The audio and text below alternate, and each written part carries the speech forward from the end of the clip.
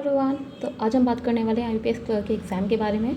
और जैसे कि आप लोगों का आज आईपीएस क्लर्क का एग्ज़ाम था प्रीलिम्स का, एंड आपकी सारी शिफ्ट कंप्लीट हो चुकी हैं। तो सबसे बड़ा डाउट आपको आ रहा होगा कि जो मैंने क्वेश्चंस जितने अटैम्प्ट किए हैं क्या वो इनफ हैं ताकि आप मेंस की प्रिपरेशन कर सकें। तो ये सब जितने भी डाउट्स आपके मन में आ रहे हैं, I know those doubts because मैं भी उस फेज़ से निकल के यहाँ आज हूँ बैंक में। तो मैं सारे डाउट आपको क्लियर कर दूँगी क्या है और किस तरीके से आपको प्रिपरेशन करनी है मेंस की, और कब करनी है, और क्या क्या मिस्टेक्स मेनली आप लोग करते हो while preparing for mains exam.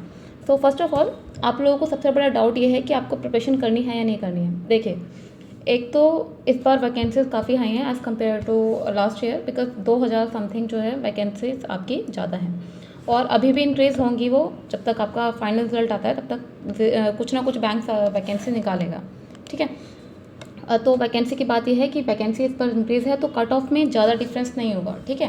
देखिए, कट ऑफ में दो चीज़ें जो हैं मेन रोल प्ले करती हैं, एक तो आपका वैकेंसी और दूसरा आपका एग्ज़ाम लेवल।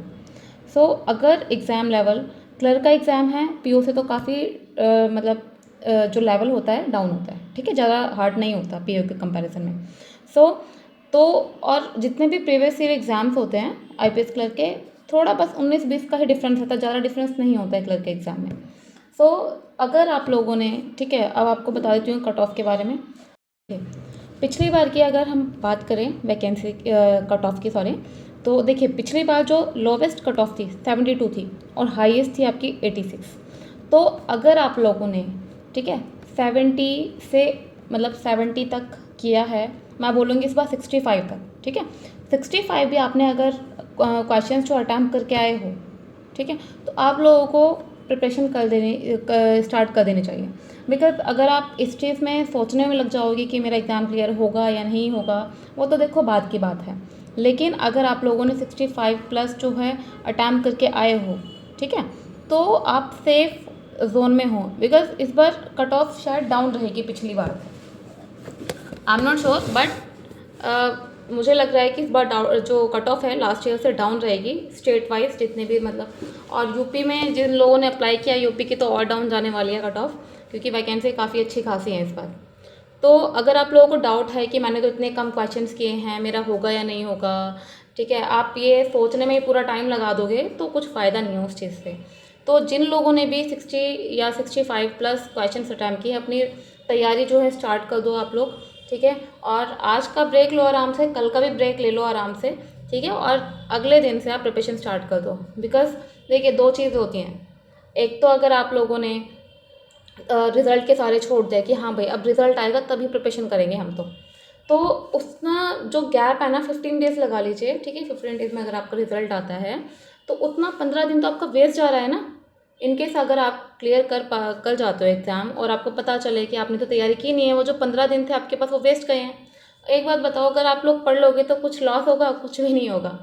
अगर इसमें नहीं तो आगे एग्ज़ाम में वो काम आएगा, ठीक है। नॉलेज कभी वेस्ट नहीं जाती है, तो इसलिए ज़्यादा ना सोचकर आप लोग तैयारी तो कर ही रहे हो। अगर होता है इस बार क्लियर तो बहुत अच्छी बात है, ठीक है, नहीं होता है कोई बात नहीं, आप अपनी मेहनत पे डटे रहो, और आपका जो नेक्स्ट जो भी अपकमिंग एग्ज़ाम होगा उसमें हेल्पफुल होगा जो भी आप पढ़ोगे जीए का, ठीक है। तो आप लोगों को रुकना नहीं है, ठीक है, 2 दिन का ब्रेक लो, उससे ज़्यादा नहीं, ठीक है, 2 दिन इज इनफ। 2 दिन का ब्रेक लो, उसके बाद अपनी प्रिपरेशन में लग जाओ। और जिन लोगों के अटैम्प्ट अगर 60 से भी कम है, मैं उनको ये नहीं बोल रही कि आप लोग मत पढ़ो, आप लोग भी पढ़ो, ठीक है। लेकिन अपने आप को डाउनग्रेड नहीं करना है कि हाँ भाई इतना कम अटैम्प्ट हुआ है, मेरे को नई तैयारी करनी चाहिए, नहीं हो पाएगा मेरा। ये चीज़ अगर माइंड में रखोगे ना तो निकलेगा भी नहीं, ठीक है। तो नेगेटिविटी को साइड रखो और एग्ज़ाम के जो मेंस का जो एग्ज़ाम है उसके प्रिपरेशन में लग जाओ, क्योंकि रिजल्ट आने के बाद आपके पास ज़्यादा टाइम नहीं रहता, और मेंस में आपका जीए आता है और जीए अच्छा खासा मार्क्स का होता है, ठीक है। अगर जीए आप नहीं पढ़ पाओगे, क्योंकि जीए के लिए चाहिए आपको रिटेंशन पावर, पढ़ना पड़ेगा, रिवीजन कंटिन्यू, तो 10-15 दिन जो भी आपको मिलेंगे उसमें जीए इतना अच्छे से नहीं हो पाएगा जितना अगर आप अभी से स्टार्ट करोगे तो, ठीक है। तो आपको बहुत सारे फैक्टर्स हैं जो आपको ध्यान रखने पड़ेंगे while preparing for mains exam. So मैं आपको यही बोलूँगी कि एग्ज़ाम जो है अभी से तैयारी करना स्टार्ट कर दो, ठीक है। कहीं भी कुछ डाउट है आप लोग मुझसे पूछ सकते हो, मेरा इंस्टाग्राम चैनल भी है और साथ में मेरा टेलीग्राम चैनल, वो आप ज्वाइन कर सकते हो। ठीक है। अब वैकेंसी जो मैं आपको बता रही थी, वैकेंसी देखिए कितना डिफरेंस है।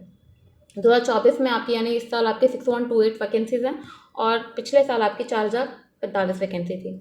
तो और ये अभी इंक्रीज़ भी होनी है, ठीक है। तो वैकेंसी को साइड में रखो, कट ऑफ को भी साइड में रखो, क्योंकि जितना सोचोगे इन चीज़ों के बारे में उतना कुछ फ़ायदा नहीं है।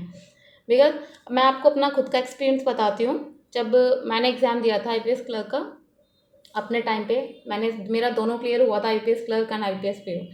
सो IPS क्लर्क का एग्ज़ाम जब देने गई थी तो मुझे लगा था, मैंने उस टाइम 85+% शायद, हाँ 85+ ही मैं करके आई थी। अब मुझे याद नहीं है, 85 to 90 की रेंज में मैंने अटैम्प्ट किया था और मेरी एक्यूरेसी काफ़ी अच्छी थी। तो मेरा 85+ ही था स्कोर, ठीक है। मुझे याद नहीं है और मुझे ये था शायद मेरा नहीं निकलेगा और मैंने तैयारी नहीं की थी अपनी मेंस की प्रिपरेशन स्टार्ट। बट मैंने फिर भी चलो थोड़ा बहुत पढ़ना स्टार्ट कर दिया था, लेकिन वो अच्छा हुआ मैंने उस टाइम पढ़ाई अपनी स्टार्ट कर दी थी, ठीक है। क्योंकि नेगेटिविटी थी मेरे माइंड में भी कि शायद नहीं निकलेगा मेरा, लेकिन मैंने अच्छा हुआ पढ़ना स्टार्ट किया और at the time of the mains exam वो बहुत काम आया मेरे। इतना मुझे मेहनत नहीं करना पड़ा, ठीक है, GA को पढ़ने के लिए। तो आप लोगों को भी मैं यही सजेस्ट करूँगी कि आप लोग भी अभी से जो है अपनी प्रिपरेशन में लग जाएं, ताकि आगे के लिए प्रॉब्लम ना हो, क्योंकि आगे फिर प्रॉब्लम हो जाएगी अगर आप लोग अभी से नहीं पढ़ोगे तो। बहुत सारे नेगेटिव डाउट्स एंड बहुत सी चीज़ें आएंगी दिमाग में, आई नो, बिकॉज मैं भी इस फेज से निकल के जा चुकी हूँ, ठीक है। तो आप लोगों को यही सजेस्ट करूँगी, ठीक है, अभी से प्रिपरेशन करना स्टार्ट कर दो। अगर माइंड में कहीं भी डाउट है कि आपका नहीं निकल पाएगा तो उस चीज़ को साइड में रख दो।